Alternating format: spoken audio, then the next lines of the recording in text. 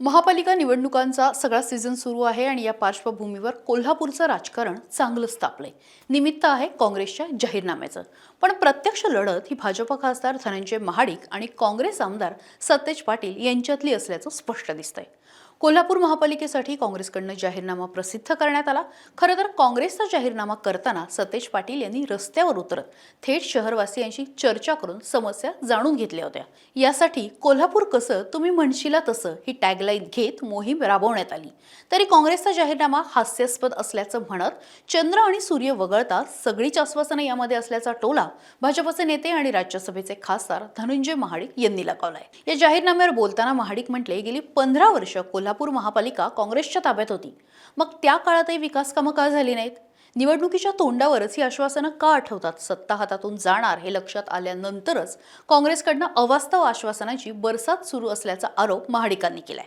काँग्रेसच्या जाहीरनाम्याच्या निधीवरती सवाल उपस्थित करताना महाडिकांनी थेट प्रश्न विचारला।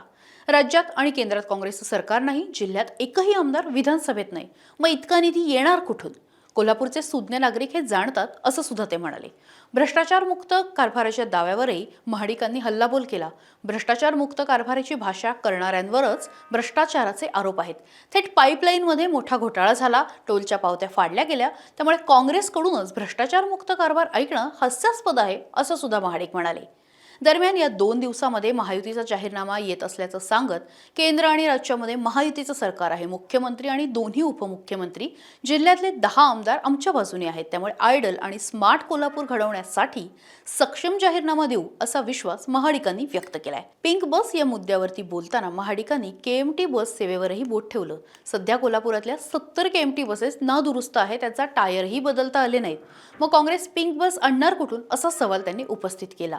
केंद्र सरकारच्या माध्यमातून 100 इलेक्ट्रिक बस कोल्हापुरात येत असून त्यासाठी चार्जिंग स्टेशनचं काम सुरू आहे, ते 1.5 महिन्यात पूर्ण होईल असंही ते म्हणाले। शेवटी सतेज पाटील यांच्यावरती टीका करताना महाडिक म्हणाले की त्यांची आमदारकी अवघ्या 4 महिन्यांची उरली आहे। निधी मागण्याचा नैतिक अधिकार त्यांना नाही। अलीकडे दाखवलेल्या प्रेझेंटेशनमध्ये कावळा नाका इथे 10 वर्षापासून बंद असलेल्या पाण्याच्या टाकीचा फोटो दाखवण्यात आला। राहुल गांधींसारखं प्रेझेंटेशन करून लोकांची दिशाभूल करता येणार नाही असा इशाराही त्यांनी दिला। तरी या जाहीरनाम्यावरून मुन्ना महाडिकांनी बंटी पाटलांची आमदारकी काढली। त्या काँग्रेसच्या जाहीरनाम्यात नेमकं काय काय आहे बघूयात। महिलांना आणि विद्यार्थ्यांना केएमटी बसने प्रवास संपूर्ण मोफत। कोल्हापूर शहरातील 2,60,000 महिलांना आरोग्य कवच। विनायक कोल्हापूर शहरात महिलांसाठी पिंक स्वच्छतागृह उभारणार। अचानक आलेल्या अतिगंभीर आजारावर वैद्यकीय उपचारासाठी तातडीने 10,000 रुपयांची मदत। कोल्हापुरातले सर्व रस्ते उत्तम दर्जाचे ऑडिट करून केले जातील। कोल्हापूरच्या शहरातील वाहतूक कोंडी सोडवण्यासाठी शहराअंतर्गत उड्डाणपूल उभे केले जाणार। अमृत योजनेची अंमलबजावणी वेगाने पूर्ण करून 24 तास शुद्ध पाणी दिलं जाणार।